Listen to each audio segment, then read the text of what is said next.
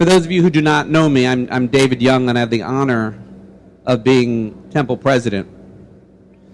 Oh, thank you, Lily. And Richard, thank you.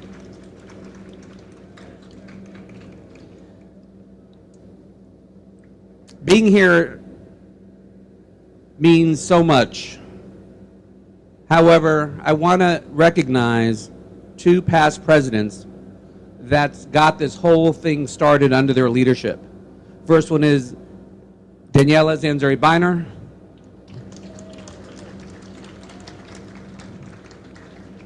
And the immediate past president is my friend as well, Stuart Ratson. Stuart, I saw you sitting there. I would also like to thank my management team who's here tonight and all the lay leaders who are here this afternoon.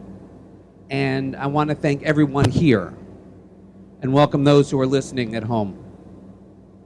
Behind me is a laboratory for future leaders of not only Beth Am, but of the state of Florida and of the United States. And for that, we all are eternally grateful for those who made this day possible. You can give them a round of applause. It is now my great honor and pleasure to introduce our Master of Ceremonies, a remarkable individual who gives selfishly of himself and the family give of themselves to make this play. They are actually a blessing. So let's give a round of applause for Colleen Fain's husband, Richard.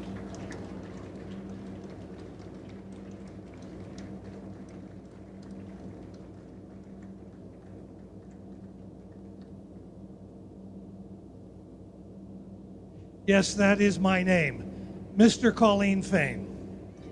And one I bear proudly, I might say.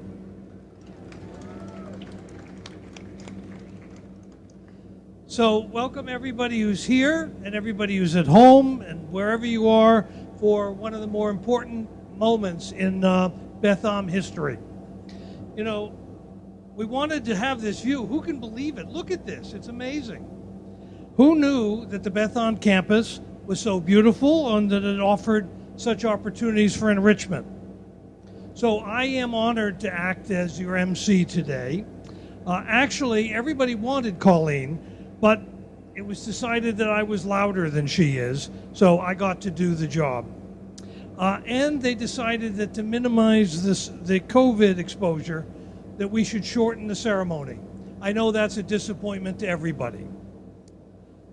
So now as we sit here today, we should look back and remember that 66 years ago, a group of local Jews had a vision.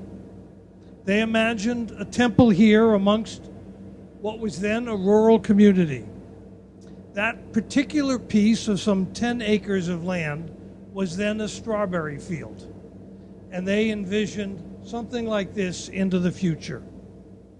And they continued to act. 5 years after that, they opened the first Jewish Reform School here in Miami-Dade, and in fact, the first Jewish Reformed Jewish school, day school, in all of the United States.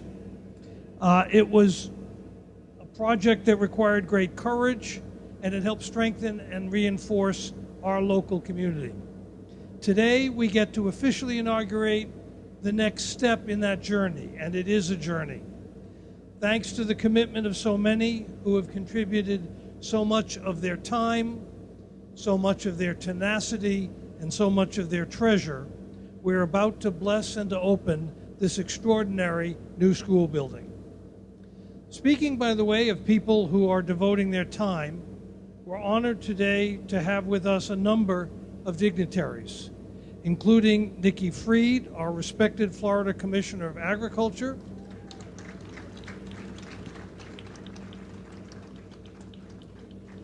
but she also carries the title of alumna of the Beth Am Day School. So we also have with us today two Pinecrest Council members, Katie Abbott and Anna Hochmeyer are with us today. Thank you for being here. Mayor Corradino, Vice Mayor Kraft, and Councilmember Shannon DePrato couldn't be with us today, but they were all all of them were diligent and helpful throughout what is a very complex process. Councilmember Del Prado was hoping to be here, but her flight from taking her daughter to college is now arriving too late, and I figured that that was a good excuse since it was education related. We're also pleased to welcome Jacob Solomon, the President and CEO of the Greater Miami Jewish Federation. I think Jacob coming here today demonstrates the importance of this event not only for us here in Pinecrest, but for the entire Jewish community in South Florida. The theme of building our Jewish community is a theme you're going to hear a lot about today because it's so important. It's wonderful by itself to build a great new facility to help educate our children and our grandchildren. But this new school building and the Phase 2 center that represents all that we are doing is so much more than that. It will serve as a center for Jewish life in our community. It will complete our campus, and it will provide enrichment for decades to come. Now, you all have the order of the program today. As noted, we shortened it to be respectful of COVID protocols, but it's still incumbent on us to include the important topics, and that includes starting with a Devar Torah from our rabbi. Speaking of Rabbi Barris, we need to acknowledge what a gift he has been. We brought him to our congregation because of his scholarship and his ability to lead us in all aspects of Judaism and Jewish tradition. But today, I think we also need to acknowledge the unexpected bonus that we have been graced with. He has blossomed into not only a great spiritual leader, but he is now and has been a great inspirational and organizational leader, and it's really wonderful to behold. Rabbi Barris.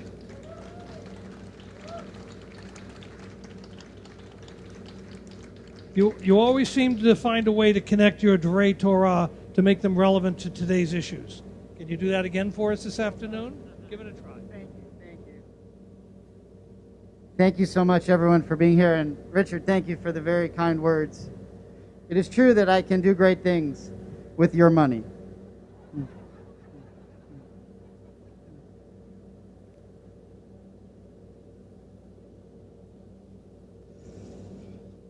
One of the unique things about the Jewish people, unique from all the other nations of the world, is that our people were a people that was born into slavery. We only became a nation once we left Egypt and went on our way to freedom. And because we were born as a nation into slavery, we're the only nation that had its homeland designated for it before we ever even got there. And before we got there, what waited for us was not a place that we could live in. It hadn't been built up. There was no palace, there was no kingdom, there were no farms. But God armed the Jewish people with prophets. And with prophets came vision. And with vision came an idea of what the land of Israel could be when the Jewish people eventually got there. Our Torah portion this week is so apropos, is so fitting of this moment. It is called Ki Tavo. Ki Tavo means when you come, when you get there, when you reach your promised land.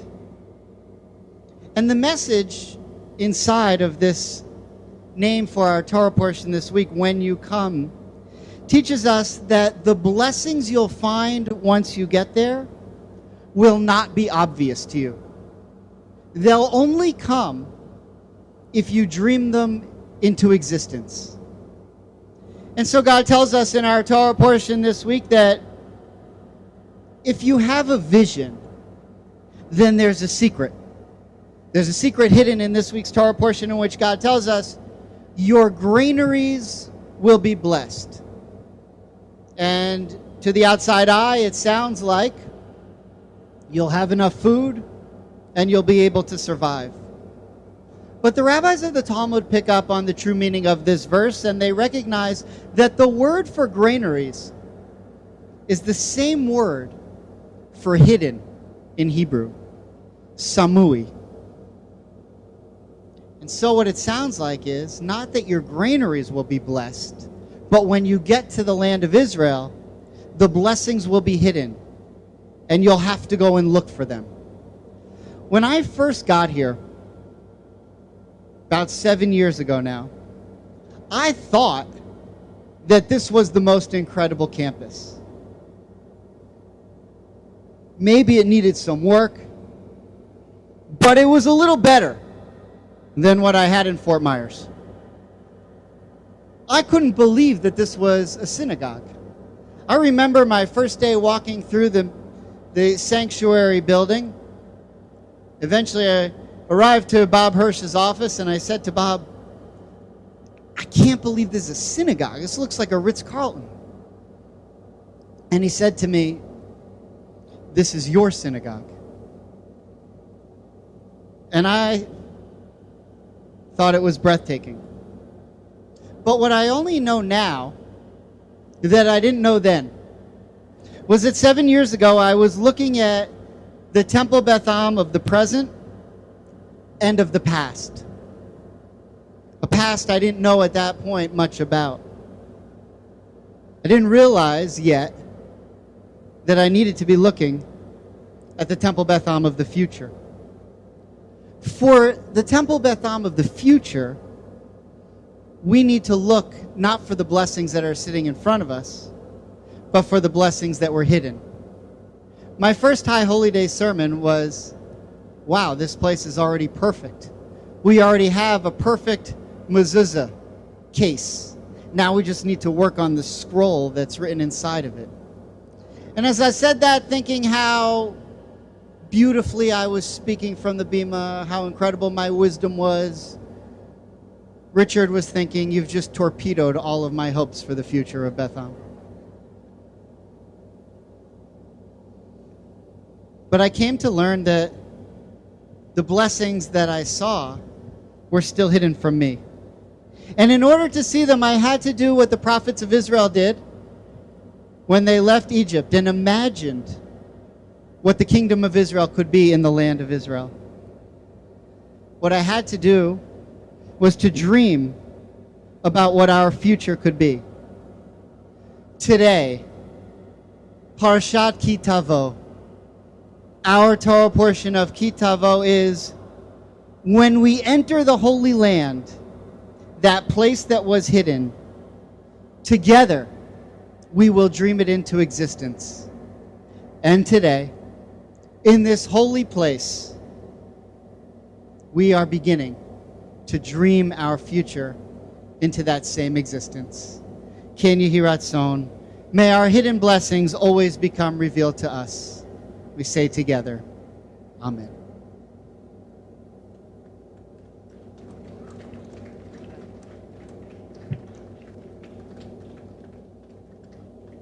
Thank you, Rabbi. You never do disappoint. You know, a project like this requires many people to have the guts and the determination to make it a reality. One of the people who was at the start of this and saw it as important for our community was Leslie Miller Science. Leslie saw the need and saw what it would take. She became a driving force behind the effort and never wavered. It's now my privilege to ask Leslie to come forward and make some comments today. Thank you. Leslie?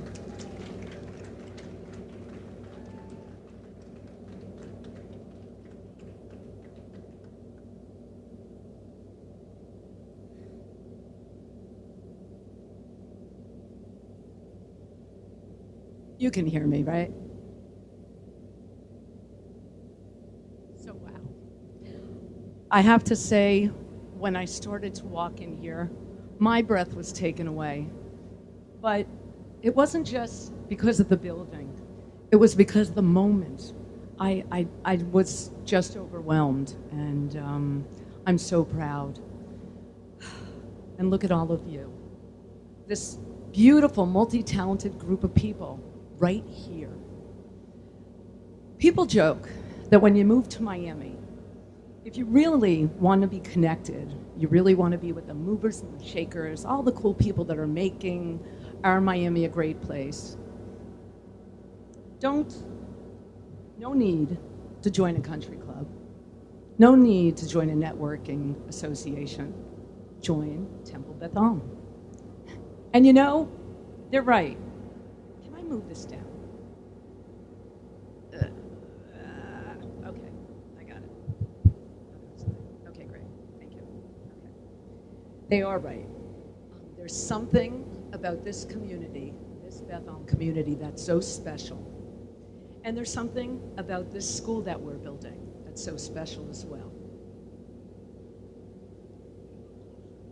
Closer to me? Okay. Okay. All right. Family, community, excellence, 3 pillars that have driven us not just in this school building process, but for the last 66 plus years as part of Beth Am. And they're so meaningful, and they so epitomize who we are. But there's another part. There's another part that's a secret to our success. And it's actually hidden in the name of the building. So what's in the name? Why Rambam? What does the name stand for? And who is this leader we're honoring to embody our legacy? Sorry, I'm not as creative as Richard is, and my pages are mixed up. But I found them.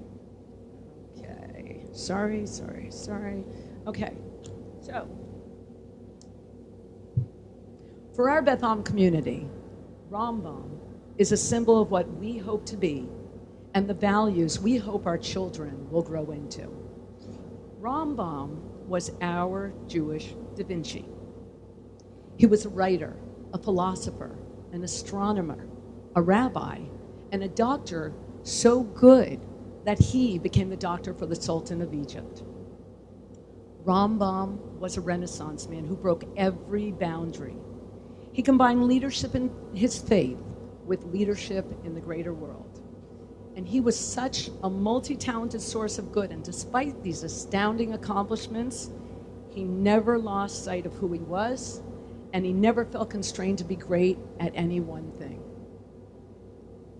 When we walk through the halls of the Rambam School, that's what we should remember, that in these halls, in each of these classrooms, our children will ignite every part of themselves. In academics and arts, in faith and character, they will not be locked into just categorizing themselves into one box. We want our kids to beam that same light out from within themselves, to discover all of the things that light them up inside, and to radiate that goodness into the rest of the world. It is said that we should be a light to all nations. Well, this is where it happens. This is where it begins, right in this school. And it is where our kids will turn on all of the lights inside of themselves. We rekindle our light every week on Shabbat, no matter how we celebrate the day, whether eating dinner with our families, going to synagogue, staying in together through actual candle lighting, or through the lights of our hearts and minds. So I say to you, every week when you reground who you are, and every day when you walk through the halls of the Rambam Center, remember what a gift we have together. It's not just this physical building here. It's the essence. It's everything that we feel and care about with our kids and with this school. You all are a source of light and goodness, and through the creation of this school, our new Rambam School, we'll make sure that our kids carry the torch forward. And finally, I see some teachers out here, but for all of our teachers for the Rambam School, who will be surrounding our kids with love and support always. We see you, we feel you, we appreciate you, and we can't wait to see the magic that you'll unleash. Thank you.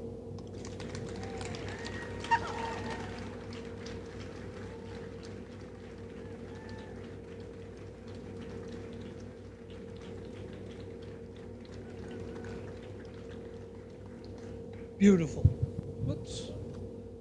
This may get shorter. Thanks, David. It's a nice breeze out here. So thank you, Leslie. It really was beautiful. And I think it also, given that background, it's appropriate to take a moment and to thank some of the people who have worked so hard to make all this happen. The biggest job has fallen to the steering committee, which has overall responsibility for all aspects of the project. There are 15 members of the committee, and all have devoted a huge part of their personal time and effort to the cause. We have some tokens of appreciation for them over there. I hope afterwards you'll take a look at what there is up here on the tables. I'm going to start with our glorious leader, Lily Serviansky.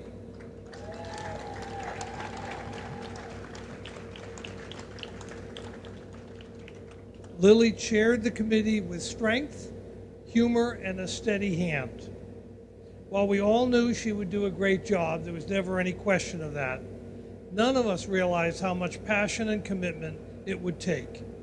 She steered us all with charm, finesse, and indefatigable determination.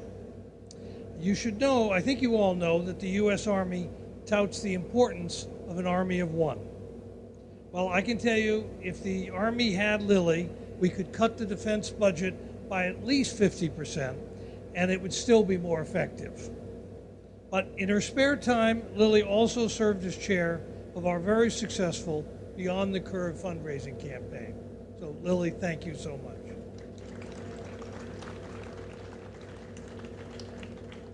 But she didn't do it totally alone. The committee that Lily led included 15 other hard-working members who I would like to call out as well. All received a gift of a nice plaque and the holocover, which I thought was really quite lovely. The committee included Evelyn Greer. Actually, I'm going to ask you to hold the applause because we have these COVID restrictions. But Evelyn's insights into the building process and her ability to define a pathway when others didn't see one were essential to make this project work. Arnaud Crescenti and Alex Chris were also here. Right up here in the front. They were all in from day one. Endless hours, endless to find the financing, to the construction, to all the things that needed to happen to make this structure work. Arnaud also worked as the co-chair of the building committee. Other heroes, and I'll just list them alphabetically: Bill Grossman, Michelle Kramer, Kate Lempton, Dan Kofsky, who was the other building committee co-chair, Stuart Ratson, Leslie Miller-Science, Rich Siegel, Howard Wolofsky, David Young, and Colleen and myself. They all did an amazing job, and I thank them all for their service.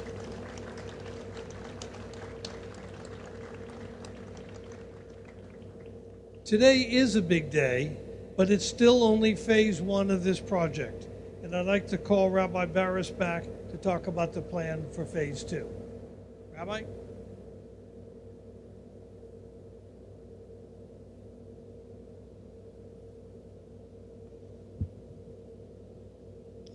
The way I understood this from the very beginning was that if we were going to do this project, we were going to do it the right way.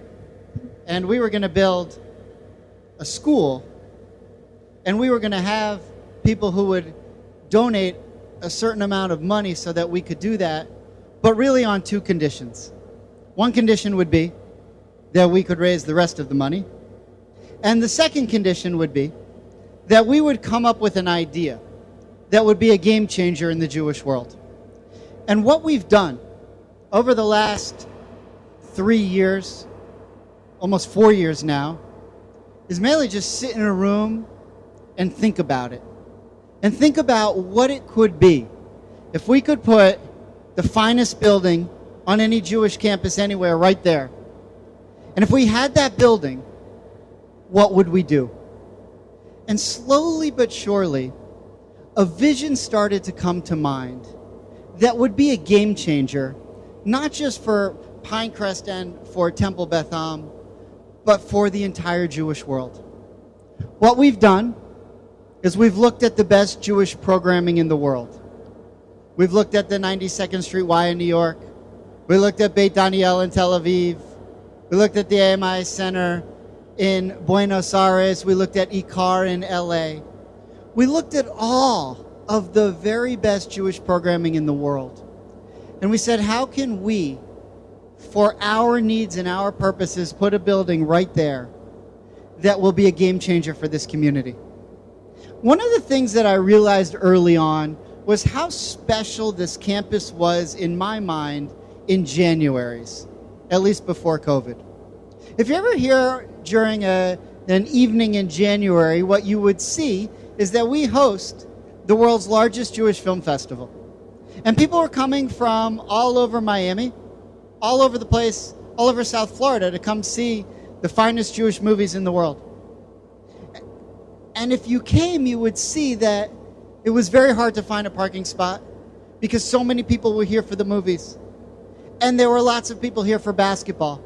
And there were people here for adult education. And there were people here for youth group.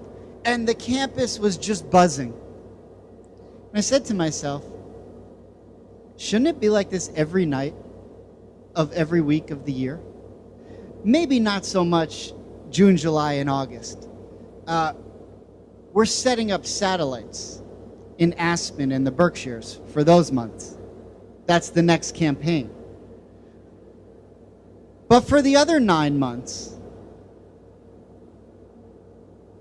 what if we had that film festival in January? But what if in February we had the finest music festival? And what if in March we had the finest culinary festival? And in April an Israel festival? And all year long, you could come here any night and there'd be something incredible going on. And what if we had our own restaurant? And what if we had our own wine bar? And what if we had our own coffee house? And what if we had a Torah study room right in the middle? And what if we took our Holocaust Torah scroll from our ark in the sanctuary that nobody ever sees and we never use because it's not kosher anymore, but we keep it because it's a holy remnant? And what if we took it and built a beautiful glass case and put that Torah scroll right in the middle of the building when you walked in, so that everyone could walk in and see that the Jewish people didn't die, but in fact in this place we're growing, we're booming, we're expanding, and it's exciting. And so it seems to me that if you're a member of Beth Am, you start to say to yourself, of all the temples in the world, how lucky are we that we get to be here at Temple Beth Am? This is going to be something that no one else has. This is going to be something that's so amazing, so cool, that it'd almost be impossible to be Jewish around here without wanting to be part of it in some way. And for us, who are the members of Beth Am, it's not just going to be a destination that we see people are coming from all over to be part of. For us, it's home. That's what's going into phase 2. And I couldn't be more excited about it. We've been dreaming about it for a long time. I just want to say, before I conclude, how incredible this Beyond the Curve ride has been. For all of the people who have been working on it for so long, I remember the opening days when the love, the care, the concern of Richard Fain, Leslie Miller Science, and the incomparable Lily Serviansky, who have shepherded us through this project. But besides their inspiration and constant support, I remember the people who said, you know, Alex Chris and Arno Carcenti, they're not going to be interested in this. Howard Wolofsky, he's not going to build another building here. The families of Beth Am Day School, they're not going to do it. You'll never get Evelyn Greer to help you with the Pinecrest Commission. Well, all of those things happened. And they happened in spades upon spades. This is a team effort that no one of us could have done on our own. And I know there are a lot more people to name. But when I look around the room, and I can't tell you how thankful I am for the incredible clergy staff that I have with me that has propped me up and helped me to be here, including Cantor Rochelle Nelson, who's not with us today, and including our incredible new cantor, Cantor Tiffany Coyo, as well as Rabbi Greengrass and Rabbi Aklepi. And of course, the man who suffered more than anybody, Bob Hirsch. But he thrives on that. He enjoys it, so it's okay. But with all of us together, this dream of a game changer is upon us. Phase 1 is complete. But now, we need all of your help to continue. The job isn't done. It's time to bring it home and complete Phase 2. Thank you all very much.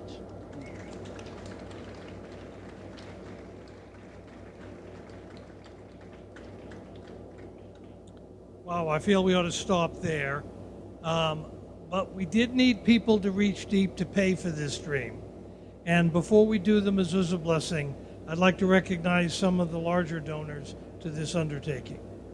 We are blessed to have so many donors, and we, to take a note out of the rabbi's book, thank you all in advance for what you will do as we go through the next phase.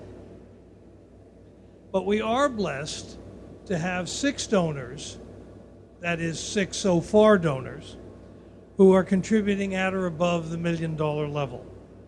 And for them, we have these plaques that are up here. I think you should come and see all the things that we have with the plaques and the challah covers and all of those, a nice recognition.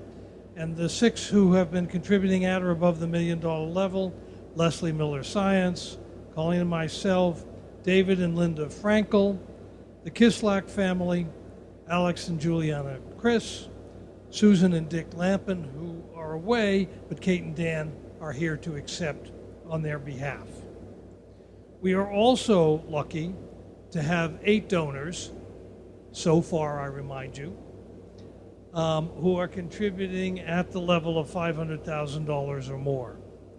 And they are Shannon and Adam Carlin, David and Beth Ertel family, the Havanix and Bielowski families, Arnaud and Rebecca Carcenti, Eric Todd Levin, Victor and Lisa Mendelson, Steve and Paola Science, and the Yarkin family. So thank you all very much for that.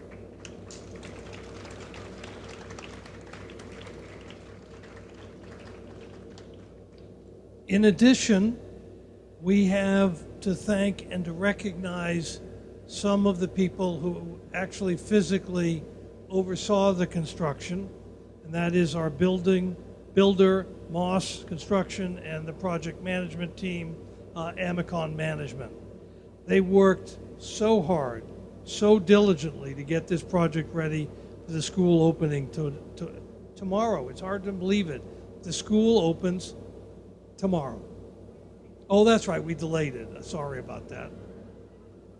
2 days delay, it's not a bad deal. Heidi Wigand, our project manager. Where's Heidi? Oh, Heidi's in the, oh no, she's in the back with the blue hair. And Heidi is here with the CEO of Amicon, Adam Mopsik. Thank you very much, Adam. Thank you very much to Amicon. Huge project and done an amazing, and for those who haven't already gone through the building, you're about to, it's an amazing project. And then we also have Moss Construction, who put their heart and soul in this. We have Raul Paranello, who was the project manager, and Ed Barrow, the senior vice president of Moss Construction. So thank you all very much. You've made an amazing project, and I hope you share some of the pride. There he is. And then we now come to the official part of the ceremony. And for that, I will call once again on Rabbi Beres to lead the Mezuzah ceremony. Rabbi?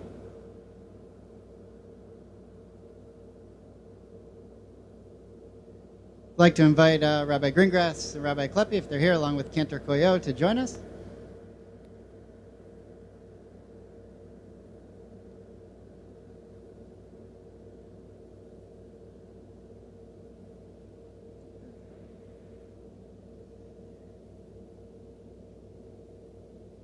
Yesterday, or was it yesterday? When did we do this? Wednesday. The four of us had opportunity and the great honor to go to our new school building and affix some of the mezuzot that hang on the wall there. The importance of the mezuzah and why we Jews put mezuzahs on doors is because, as it says in the Torah, you shall inscribe these words on the doorposts of your gates. Now, when we put a mezuzah on the door, we put it on the right side walking in, 3/4 of the way up. And the reason why we put it 3/4 of the way up is because we're imagining that we're creating a break in the door so that we're creating the Hebrew letter Hey, which is one of the names for God. And as Maimonides explained, a Jew should feel that every time he walks into his dwelling place, into a house of learning, to a Beit Midrash, that he should feel that he's coming into contact with something holy. So in each one of our classrooms and in the main gates of our new Rambam Day School and Religious School Building, we will have this opportunity for our students to walk in with great pride, knowing that they're doing something very holy. The Hebrew letter Shin also appears on a mezuzah, representing one of the names of God, Shaddai. Shaddai, one of the names of God. It's also a place where you can get falafel in the Roasters and Toasters center, but it's also one of the names for God that stands for the three, as an acronym, the three Hebrew letters Shin Daled Yud, which stand for Shomer Delatot Yisrael, the guardians of the doors of Israel.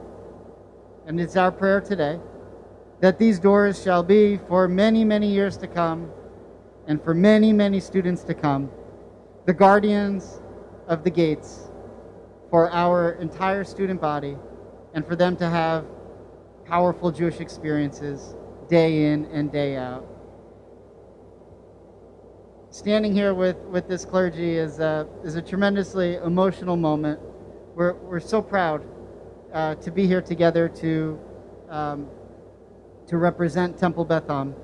And even though I've done all of the talking today, as is should be, but even though I've done all the talking today, this is a powerful team, and we're so blessed for each and every one of them. So we invite you now to please join the four of us in the blessing that's said over the placing of the mezuzah. Please join with us. Baruch atah Eloheinu asher kiddushanu b'mitzvotav v'tzivanu la mezuzah. Amen. And as we've come to this special and joyous and holy moment, we'd like to ask everyone who's able to please rise as we join with Cantor Koyo in the singing of our Shehechianu blessing.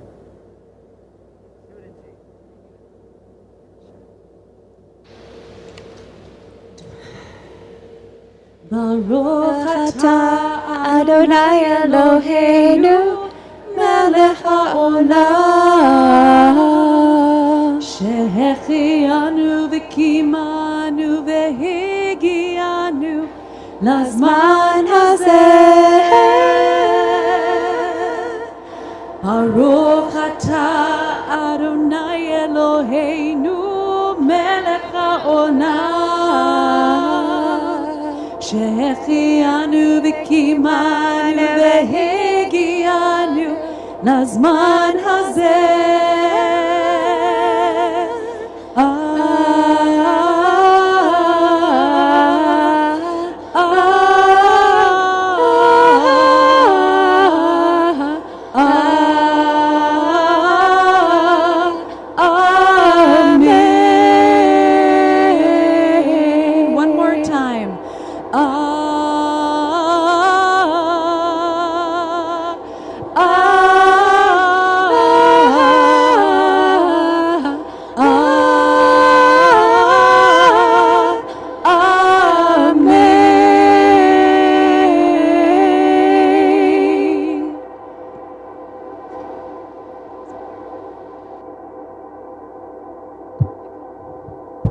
I couldn't tell if the echo was accompaniment,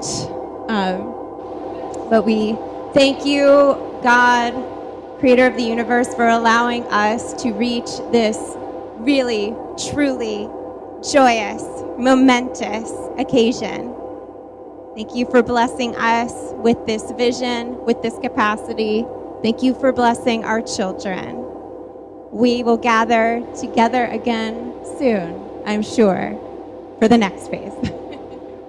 Amen, amen.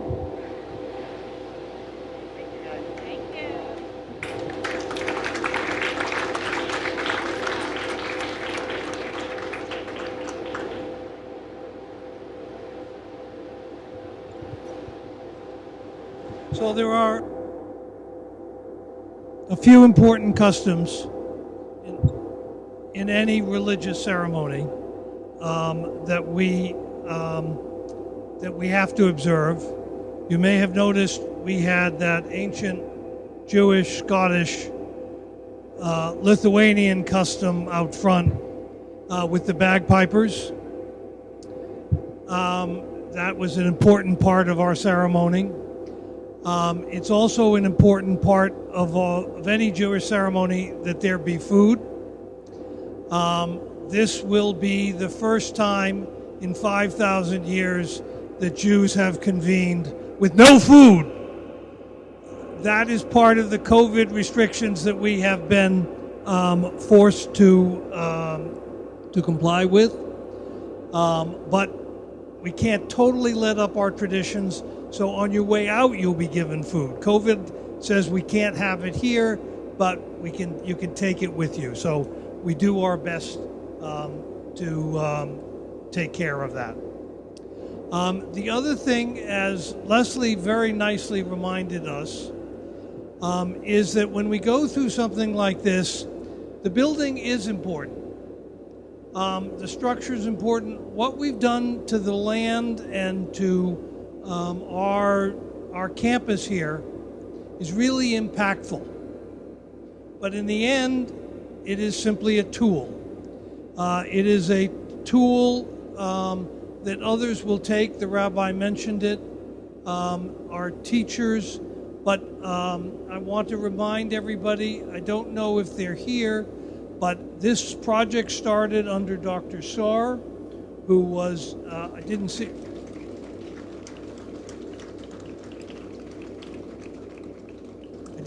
her as I was, oh, there she is.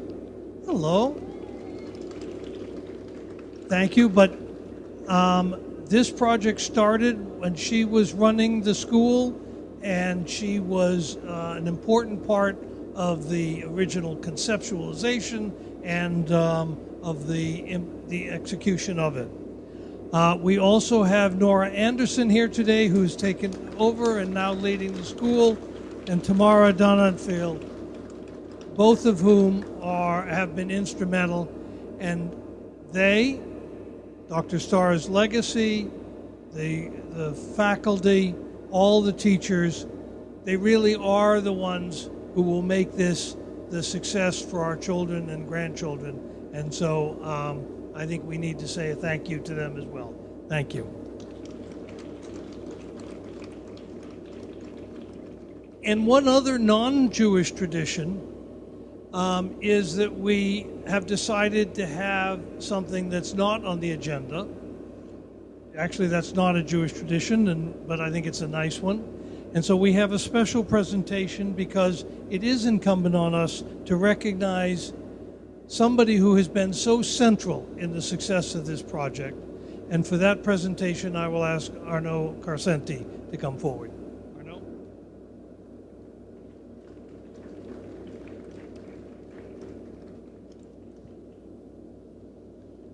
Thank you very much, Richard. Hello, everyone. I'm Arno Carcenti. I'm the co-chair of the Beyond the Curve Building Committee alongside Dan Kofsky, and it's such a pleasure to be here with all of you today. As soon as I became involved in this incredible project, I knew that I'd signed up for an incredible journey that would consume great amounts of time and energy. I also knew that I'd have the opportunity to work with some wonderful members of the Beth Am community. But very quickly, I realized that there would be one person in particular that I would be talking to more frequently than most. So I did what anyone in the 21st century would do. I decided to add this person to my favorites on my iPhone. And this kind of presented a bit of an issue because as soon as I wanted to put her name in the phone, realized that by definition and default, she'd be the last on the list. That's what happens when you add a name on your iPhone. And anybody who knows this woman knows that this is not a woman who belongs on the last to be last of any list. So then I said, maybe I should put her at the top of the phone. And then my kind of self-preservation instincts kicked in, and I said that would pose a problem with my wife and my mother, and even worse, my mother-in-law. So I said, this is kind of a dilemma. So I did nothing. I just kind of let it go by. And then it occurred to me after a couple weeks that I didn't really need to add her to my phone favorites because she'd be on my missed calls, my dialed calls, my voicemails, my chats, my texts, my emails. The opportunity to work on a project like Beyond the Curve comes once in a generation. But the opportunity to work with Lily Serviansky comes once in a lifetime, if you're lucky.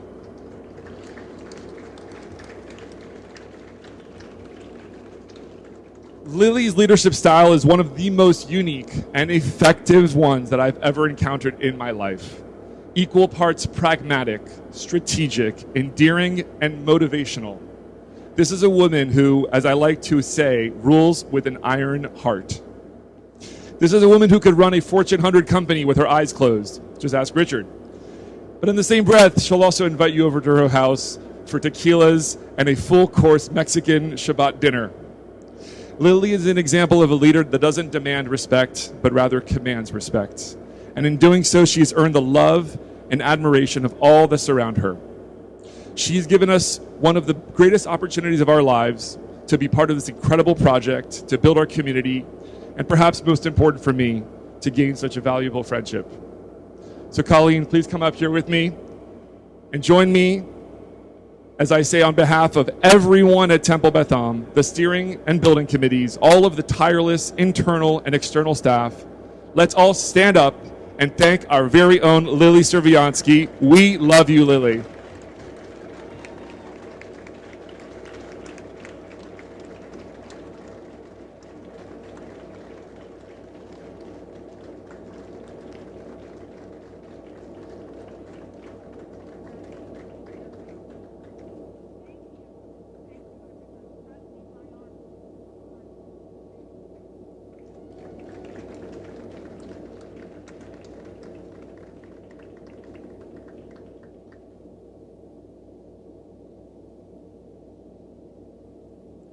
We are adjourned, and for those who haven't already gone through the building, there's the carts and the walk to take you over there, and it's something you should definitely do.